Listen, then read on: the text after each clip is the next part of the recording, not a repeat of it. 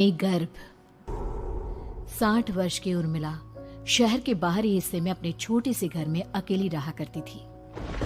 एक रात शहर में बहुत जोर का तूफान आया। जोर जोर से हवाएं और आंधी तूफान के साथ तेज बारिश होने लगी। उन आवाजों को सुनकर कोई भी घबरा जाता, लेकिन उर्मिला घर के सारे खिड़की दरवाजे बंद कर गहरी नींद में सो रही थी। रात के लगभग 12 बजे होंगे कि किसी ने उर्मिला के घर का दरवाजा खटखटाया। दरवाजे के खटखटाने की आवाज सुनकर उर्मिला की नींद खुलती है। आखिर इतनी रात को कौन आया होगा? उर्मिला जाकर दरवाजा खोलती है तो सामने लगभग 26 साल की बेहद सुंदर लड़की को खड़ा देख हैरान रह जाती है। कौन हो बेटा? और इतनी रात को इतने भयंकर तूफान में कहाँ भटक रही हो? चाची, आपने मुझे पहचाना नहीं? मैं आपकी दूर की रिश्तेदार शालिनी। अरे हाँ, बचपन में तुझे देखा था। इतनी जवान हो गई है, कैसे पहचान में आती। लेकिन तू यहाँ क्या कर रही है, और वो भी ऐसी अंधेरी तूफान भरी रात में? उर्मिला की बात सुनते ही शालिनी की आंखों से आंसू बहने लगे। वो फूट फूट कर रोने लगी। ये देखकर उर्मिला को कुछ समझ में नहीं आया और उसने शालिनी का हाथ पकड़कर घर के अंदर आने के लिए कहा। जैसे ही शालिनी घर के अंदर रोशनी में आई, उर्मिला की नजर उसके पेट की तरफ गई, जिसे देखकर ये साफ पता चल रहा था कि वो प्रेग्नेंट है। अरे, तू तो पेट से है। ऐसी हालत में इतने भयंकर तूफान में आधी रात को बाहर भटक रही है। आखिर बात क्या है बेटा? मुझे सब कुछ साफ साफ बता। क्या बताऊं चाची, ये सब जिसकी वजह से हुआ है उसके बारे में बताने में भी मुझे शर्म आती है। मैंने घर वालों की मर्जी के खिलाफ जाकर एक लड़के से शादी कर ली थी, पर वो शादी के 1 महीने बाद ही मुझे छोड़कर चला गया। छोड़कर चला गया का क्या मतलब? क्या उसके साथ कोई हादसा हो गया? नहीं, उसे कोई दूसरी लड़की पसंद आ गई और मेरी प्रेगनेंसी की खबर सुनते ही उसने मुझे बेसहारा छोड़ दिया। उसके बाद मैं अपने घर गई, लेकिन माँ पापा ने मुझे घर में कदम तक नहीं रखने दिया। तभी मुझे आपकी याद आई। कोई बात नहीं, कोई बात नहीं। तुमने यहाँ आकर अच्छा ही किया। एक काम करो, तुम आराम करो। वैसे भी ऐसी हालत में इतना घूमना फिरना और इस तरह आधी रात को बाहर भटकना ठीक नहीं होता। प्रेग्नेंट औरत को आधी रात को घर से बाहर नहीं निकलना चाहिए। बुरी आत्माएं उस पर अपना असर दिखा सकती है। और इतना कहकर उर्मिला ने शालिनी को एक दूसरे कमरे में जाकर आराम करने के लिए कहा। लेकिन जैसे ही शालिनी अपने कमरे में जाने लगी, अचानक से उर्मिला ने उसे रोक लिया। एक बात बताओ बेटा, तुम्हारा कौन सा महीना चल रहा है? पेट देखकर तो लगता है कि लगभग 6 महीने पूरे हो गए होंगे। उर्मिला की बात सुनकर शालिनी के होठों पर मुस्कुराहट आ गई। चाची जी, अभी सिर्फ 1 ही महीना हुआ है। शालिनी की बात सुन उर्मिला दंग रह गई। उसे समझ में नहीं आ रहा था कि प्रेगनेंसी के पहले ही महीने में शालिनी की हालत ऐसी क्यों थी। लेकिन फिर उसने बात को नजरअंदाज कर शालिनी को आराम करने के लिए कहा और खुद भी कमरे में जाकर सो गई। अभी कुछ ही घंटे बीते थे कि अचानक से एक बच्चे के बड़े ही अजीबोगरीब बेढंगे तरीके से रोने की आवाजें उर्मिला के घर में गूंजने लगी। उन आवाजों को सुनकर उर्मिला की नींद फिर से खुलती है। ये अचानक बच्चे के रोने की आवाज कहां से आने लगी? उसने उठकर चारों तरफ देखा, पर वहां उसे कोई नजर नहीं आया। उर्मिला घबराते हुए शालिनी के कमरे में गई तो वहां उसे कमरे की दीवार पर एक बेहद खौफनाक साया नजर आया, जिसे देखकर उर्मिला बुरी तरह से घबरा गई। आखिर ये सब क्या हो रहा है? शालिनी, शालिनी उठो! उसने जोर जोर से आवाज देकर शालिनी को जगाने की कोशिश की, लेकिन ऐसा लग रहा था जैसे उसकी आवाज शालिनी तक पहुंच ही नहीं रही थी। कमरे की दीवार पर एक बहुत बड़ा और बेहद डरावने दिखने वाले इंसान का साया और एक बच्चे के अजीबोगरीब ढंग से रोने और चीखने की आवाजें अब उर्मिला को ज्यादा डराने लगी थी। उर्मिला को शालिनी की चिंता सताने लगी और उसने पूरी ताकत के साथ चीख कर शालिनी को आवाज लगाई, शालिनी! तभी अचानक सब कुछ एकदम पहले जैसा हो जाता है और उर्मिला की आवाज सुनकर शालिनी की नींद खुलती है। क्या हुआ चाची? आप इतनी तेज क्यों चिल्ला रही हैं? अब ठीक तो है ना? अभी अभी मैंने तुम्हारे कमरे में कुछ अजीब सा देखा। तुम ठीक हो ना शालिनी? मुझे यहाँ एक बच्चे के रोने की आवाज़ें आ रही थी। लगता है आपको मेरी कुछ ज़्यादा ही चिंता हो गई है। आपने मेरी प्रेगनेंसी के बारे में कुछ ज़्यादा ही सोच लिया होगा। मैं एकदम ठीक हूँ, आप आराम से सो जाइए। इतना कहकर शालिनी ने उर्मिला को फिर से अपने कमरे में जाने के लिए कहा और खुद भी जाकर सो गई। पर अब उर्मिला की आंखों से नींद गायब हो चुकी थी। अगली सुबह जब शालिनी उठी तो वो सीधा उर्मिला के पास आई। गुड मॉर्निंग चाची। तभी अचानक उर्मिला की नज़र शालिनी के पेट पर पड़ती है, जिस पर नीले रंग से एक अजीब सी आकृति नजर आ रही थी। शालिनी, ये तुम्हारे पेट को क्या हुआ? मैंने इतनी औरतों को देखा है, ऐसा तो किसी के साथ नहीं होता। शालिनी ने जैसे ही अपने पेट की तरफ देखा तो उसे वहां कुछ भी नजर नहीं आया। चाची कुछ भी तो नहीं है, सब कुछ एकदम नॉर्मल है। आपको क्या अजीब लग रहा है? इससे पहले कि उर्मिला उसके सवाल का कोई जवाब देती, अचानक से शालिनी के पेट में जोर जोर से दर्द होने लगा। वो बुरी तरह दर्द से तड़पने लगी। चाची, चाची। ये सब देखकर उर्मिला बहुत घबरा गई। उसने धीरे धीरे शालिनी के पेट को सहलाना शुरू किया, लेकिन शालिनी का दर्द कम नहीं हुआ। उर्मिला जाकर रसोई से पानी का गिलास लेकर आई और शालिनी को पानी पिलाने की कोशिश करने लगी। ले बेटा, पानी पी ले, तुझे आराम मिलेगा। ले ले। नहीं चाची, मुझे बहुत तेज दर्द हो रहा है। अरे थोड़ा पी ले बेटा। जैसे ही उर्मिला ने शालिनी को पानी पिलाया, उसने देखा कि गिलास में बचा पानी का रंग नीला पड़ गया और शालिनी की आंखें अजीब हो गई। उसके पेट पर बच्चे का एक डरावना चेहरा नजर आने लगा। ये सब देखकर उर्मिला की डर से हालत खराब होने लगी, पर तभी शालिनी का दर्द ठीक हो गया। बेटी, अभी तुम्हारा दर्द ठीक है तो ऐसा करो, तुम थोड़ी देर आराम कर लो। शालिनी को आराम करने के लिए कहकर उर्मिला तेज कदमों से चलकर घर से बाहर निकल जाती है और पास ही रहने वाली एक औरत कालिंदी के पास पहुंचती है। अरे उर्मिला बहन, बड़े दिनों बाद दिखाई दी, क्या हुआ? बहुत घबराई हुई सी लग रही हो, सब ठीक तो है ना? क्या बताओ कालिंदी बहन, मेरी एक दूर की रिश्तेदार आई हुई है। वो पेट से है और उसके साथ ना अजीब अजीब चीजें हो रही है। अब उर्मिला सारी बात कालिंदी को बताती है, जिसे सुनने के बाद काले जादू और तंत्र विद्या की माहिर कालिंदी एक ताबीज बनाकर उसे देती है। बहन, मुझे शालिनी पर किसी बुरी आत्मा का साया लगता है। ये ताबीज ले जाओ, आज रात को 12 बजे उसे पहना देना, फिर सब ठीक हो जाएगा। उर्मिला ताबीज लेकर घर वापस आती है और अब आधी रात के होने का इंतजार करने लगती है। जैसे ही आधी रात होती है, वो नींद में सोई शालिनी को ताबीज पहना शांति से अपने कमरे में आकर अपने पलंग पर लेट जाती है। अब सब ठीक हो जाएगा, ये सोचकर उर्मिला शांति की एक सांस ही लेती है कि तभी अचानक उसकी आंखों के सामने कुछ ऐसा आता है जिसे देखकर उर्मिला डर से चीखने लगती है। तुम कौन हो? कौन हो तुम? जाओ यहाँ से, जाओ जाओ यहाँ से। तभी उर्मिला की एक जोरदार दर्द भरी डरावनी चीख वहां पर गूंज गई। उर्मिला की आंखों के सामने एक बच्चा खड़ा हुआ था, जिसका पूरा शरीर किसी बूढ़े की तरह नजर आता था, लेकिन मुंह किसी नवजात बच्चे की तरह था। उसकी आंखें गुस्से से लाल थी और वो घूर घूर कर उर्मिला की तरफ देखा जा रहा था। कौन हो तुम? कौन हो? उर्मिला के चीखते ही वो बच्चा जोर जोर से रोने लगा।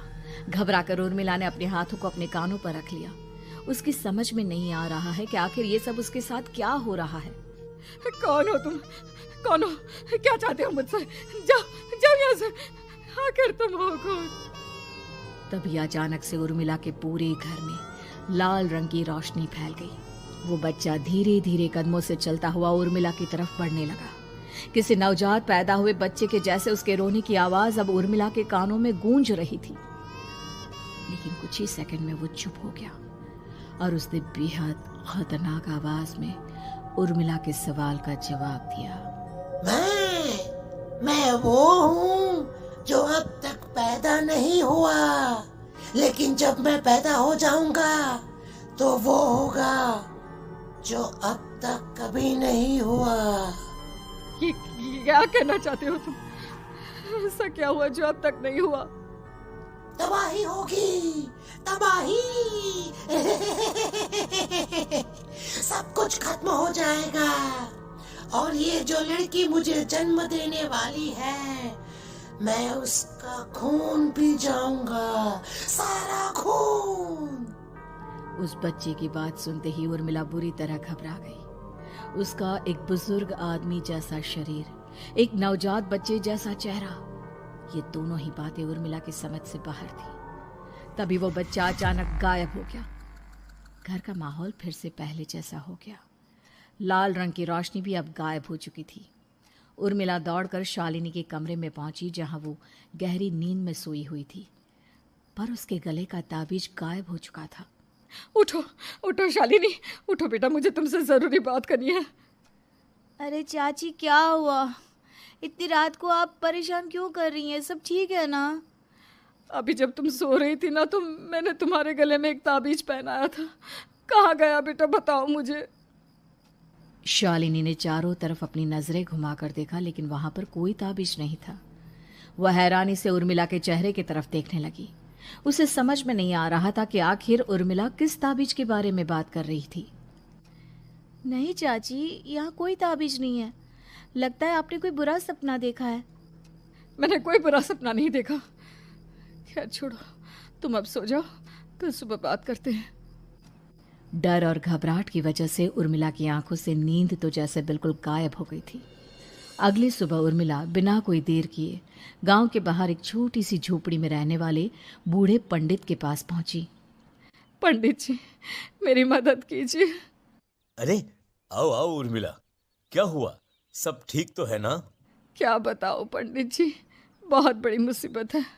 मेरी दूर की एक रिश्तेदार लड़की पेट से है और उसके साथ बहुत डरावनी चीजें हो रही है। कल रात को तो एक अजीब सा दिखने वाला बच्चा मेरी आंखों के सामने आकर खड़ा हो गया था। ये तुम क्या कह रही हो? मुझे साफ साफ बताओ कि आखिर तुमने क्या देखा? उर्मिला ने अपने साथ हुई बीती रात की पूरी घटना पंडित जी को बताई, जिसे सुन पंडित जी के माथे पर चिंता की लकीरें उभर आई। अनर्थ होने वाला है, अनर्थ। बरसों पहले भी उस हैवान ने एक लड़की के पेट से जन्म लिया था और उसके बाद उस शहर को पूरी तरह से तबाह कर दिया। कैसी विपदा पंडित जी, कैसे बात कर रहे हैं आप? बताइए मुझे, और इसका उपाय क्या है? इसका उपाय तो है, लेकिन बहुत कठिन है। हो सकता है कि उस उपाय को करने के दौरान तुम्हारी जान भी चली जाए। मुझे मेरी जान की कोई परवाह नहीं, पर आप जिस तबाही के बारे में बात कर रहे हैं, बस वो नहीं होनी चाहिए। लाखों लोगों की जान बचाने के लिए मैं कुछ भी करूंगी। तो ठीक है, मेरी बात ध्यान से सुनो। बरसों पहले एक भयानक तांत्रिक ने अपनी तंत्र क्रिया के जरिए एक मासूम लड़की के साथ रिश्ता बनाकर उसके पेट से जन्म लिया था। इस तरह से वो अपने जैसे लोगों की संख्या इस दुनिया में बढ़ाना चाहता था। आपके कहने का मतलब है कि शालिनी के पेट से भी उस शैतान को जन्म लेना है, इसलिए उसने उसके साथ ये सब किया है? ठीक पहचाना तुमने। अब मैं तुम्हें एक ऐसा सिंदूर दूंगा जिसे तुम्हें ले जाकर उस लड़की के पेट पर लगाना होगा। क्या ऐसा करने से सब कुछ ठीक हो जाएगा? नहीं उर्मिला, ये सब इतना आसान नहीं। उस लड़की के पेट पर सिंदूर लगाने के बाद तुम्हें उसका पेट काटकर उस हैवान को बाहर निकालना होगा। नहीं पंडित जी, मैं ये सब नहीं कर सकती। मैं भला एक जिंदा लड़की के पेट को अपने हाथों से कैसे काट सकती हूँ? अगर तुमने ऐसा नहीं किया तो कुछ ही दिनों में वो हैवान उस लड़की के शरीर से जन्म लेगा और उसके शरीर के सारे खून को पीकर अपनी ताकत को बढ़ाएगा। उसके बाद वो धीरे धीरे इस पूरे शहर को तबाह कर देगा। यहाँ पर कोई जिंदा नहीं बचेगा। लेकिन अगर मैं उसके पेट को काट दूंगी तो क्या वो जिंदा बच पाएगी? अगर शालिनी को कुछ हो गया तो, अगर उसकी मृत्यु हो गई तो? ऐसा कुछ नहीं होगा उर्मिला, तुम्हें अपने मन को पक्का करके ये काम करना ही होगा। सिंदूर लेने के बाद उर्मिला झोपड़ी से बाहर निकलने ही वाली थी कि तभी पंडित जी ने उसे पीछे से आवाज देकर रोका। उर्मिला, उस लड़की का पेट काटकर हैवान को बाहर निकालना ही काफी नहीं होगा। तुम्हें ध्यान रखना होगा कि ये सब करते हुए उस बच्चे का जो आधा बूढ़े का शरीर है उस पर सिंदूर की एक बूंद भी ना लगने पाए, क्योंकि अगर ऐसा हुआ तो वो तुम्हें और बाकी सबको कच्चा खा जाएगा। पंडित जी की बात सुन उर्मिला की आंखें फटी रह गई और उसके शरीर में डर की लहर दौड़ गई। फिर भी उसने हिम्मत की। ठीक है पंडित जी, मैं पूरी कोशिश करूंगी कि मैं उस हैवान को वहीं के वहीं खत्म कर पाऊं। इसके बाद उर्मिला तेज कदमों के साथ घर वापस आती है। दिन बीतता है, रात का अंधेरा छाने लगता है। शालिनी खाना खाकर सोने चली जाती है और उर्मिला लगातार उसके गहरी नींद में सो जाने का इंतजार करने लगती है, जिसके बाद उर्मिला दबे कदमों से शालिनी के कमरे में पहुंच गई। मुझे ये करना ही होगा। अब उर्मिला ने धीरे धीरे शालिनी के पेट पर पंडित जी का दिया सिंदूर लगाना शुरू किया। उर्मिला के हाथ बुरी तरह से कांप रहे थे। उसके एक हाथ में चाकू था जिससे वो पेट काटने वाली थी। उर्मिला ने एक नज़र शालिनी के चेहरे की तरफ देखा और फिर डरते हुए उसके पेट पर चाकू चलाना शुरू किया। कमाल है, मैं इसका पेट काट रही हूँ और ये आराम से सो रही है। इसे दर्द नहीं हो रहा क्या? तभी अचानक उर्मिला के कानों में बच्चे की रोने की आवाज सुनाई देने लगी। उसने घबराकर चारों तरफ देखा पर वहां पर कोई नहीं था। बस रोने की आवाज लगातार आ रही थी। उर्मिला बिना रुके लगातार शालिनी के पेट को काटती रही। उसे इस बात का भी ध्यान रखना था कि सिंदूर बच्चे के बूढ़े आदमी वाली शरीर के हिस्से पर ना लगे। कुछ ही देर में वो हैवानी बच्चा उर्मिला के हाथों में था। उसने बड़ी ही सावधानी से उस बच्चे को बाहर निकाला और पंडित जी के कहे अनुसार उसे घर से दूर जलाने के लिए ले गई। पर तभी उसके सामने वही बूढ़े शरीर और बच्चे के चेहरे वाला बच्चा आ गया। अपनी गोद में और सामने भी बच्चे को देखकर उर्मिला हैरान रह गई। मुझे मारोगी? मुझे इतनी हिम्मत कैसे आ गई तुम्हारी? तुम पैदा नहीं हुए हो और मुझे पता है जब तक तुम्हारा जन्म नहीं हो जाता तो मुझे कुछ नहीं कर सकते। इतना बोलते ही उर्मिला तुरंत उस बच्चे को घास के ढेर पर फेंककर उसमें आग लगा देती है, जिसके तुरंत बाद वो बूढ़े आदमी के शरीर और बच्चे के चेहरे वाला अजीब तांत्रिक का भूत भी वहां से गायब हो जाता है। कुछ देर बाद उर्मिला घर पहुंचती है तो वो ये देखकर हैरान रह जाती है कि शालिनी का पेट अपने आप जुड़ चुका था। शुक्र है भगवान का और उन पंडित जी का, अब सब ठीक हो जाएगा। सुबह शालिनी सोकर उठती है तो अपना पेट देख पूरी तरह घबरा जाती है। चाची, चाची ये सब क्या हो गया? मेरा पेट अचानक कम कैसे हो गया? मेरा बच्चा कहाँ गया चाची? बेटी, वो बच्चा नहीं, एक खतरनाक तांत्रिक था जो तुम्हारी कोख से जन्म लेकर सबको मार देना चाहता था। वो पैदा होते ही तुम्हारी जान भी ले लेता, इसलिए मैंने पंडित जी के बताए उपाय से उसका खात्मा कर दिया है। अब सब ठीक है। शालिनी को उर्मिला की बात समझ में नहीं आती, जिसके बाद शालिनी को पूरी बात उर्मिला आराम से समझाती है।